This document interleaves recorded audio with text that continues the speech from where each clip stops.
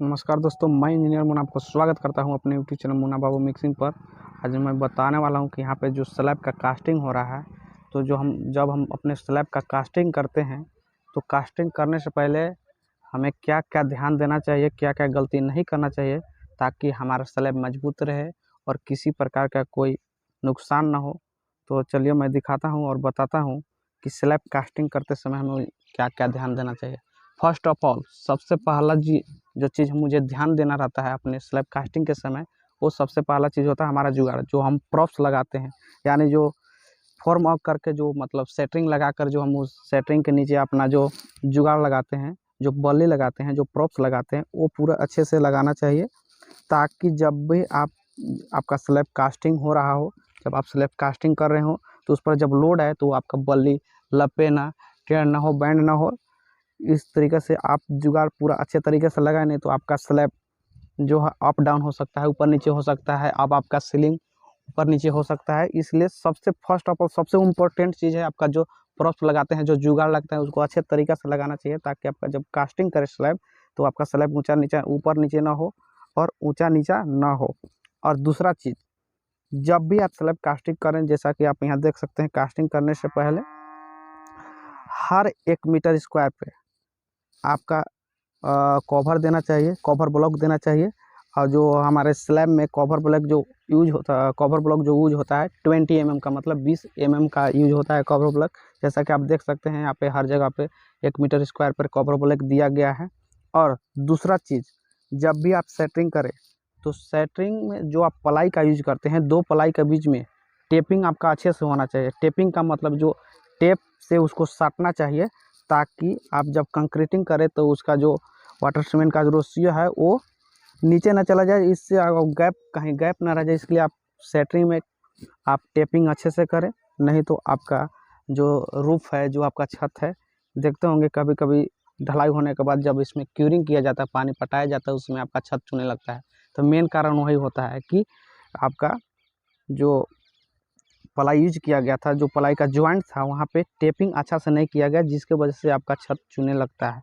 और सही से प्रॉप्स यूज नहीं किया गया है, आपका जो जुगाड़ है सही तरीके से नहीं अप डाउन हो गया, इससे आपका क्या होता है, आपका छत चुने लगता है, जैसा कि आप यहाँ देख सकते हैं। और तीसरा सबसे बड़ा चीज़, जो आप अपने घर में इलेक्ट्रिक वर्क करा रहे हैं, तो इलेक्ट्रिशियन का जो कनेक्शन है वो कास्टिंग होने से पहले करें। जैसा कि आप यहाँ देख सकते हैं पहले कराया गया है, तो आप भी कास्टिंग होने से पहले अपने इलेक्ट्रिशियन वर्क करा ले। ये सारा चीज़ है, ये सारी चीज़ को ध्यान में रखते हुए आप अपने स्लैब का कास्टिंग करें, ताकि आपका स्लैब में किसी प्रकार का नुकसान ना हो और आपका स्लैब अच्छा से रहे, बचे रहे।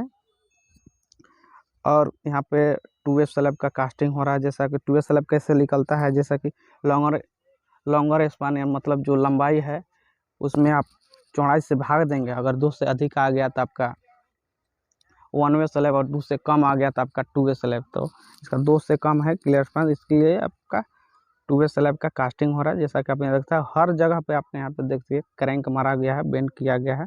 क्रैंक होता है क्लियर स्पान के L/4 में क्रैंक मारा जाता है। जैसे कि आपका जो क्लियर स्पान होता है, अगर 20 फीट है तो हर एक 5 फीट पर आपका क्रैंक प्रोवाइड किया जाता है, जैसा कि यहाँ पे क्रैंक प्रोवाइड किया गया है।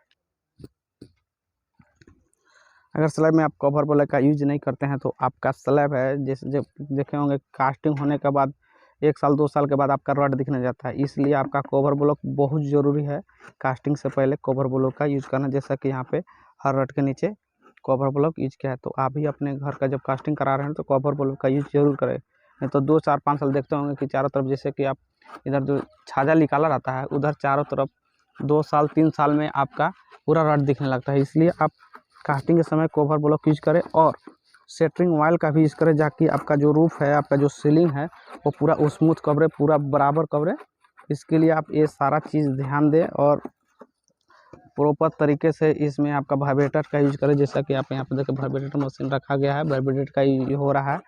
ये सारी चीज़ आपको आपके छत को, आपके रूफ को, जब आप स्लैब कास्टिंग कर रहे हो तो ये सब मजबूती बनाते हैं। ये सब सारी चीज़ को ध्यान में रखते हुए आप कास्टिंग कराएं, नहीं तो आपका जो स्लैब है अप डाउन हो जाएगा। अगर अच्छे से टेपिंग नहीं करेंगे, जैसा कि आप यहाँ देख सकते हैं टेपिंग टूट फूट गया, तो इस सब से सीपेज होने लगता है आपके छत में सिपर होती है, ये सारा चीज़ आप ध्यान दें।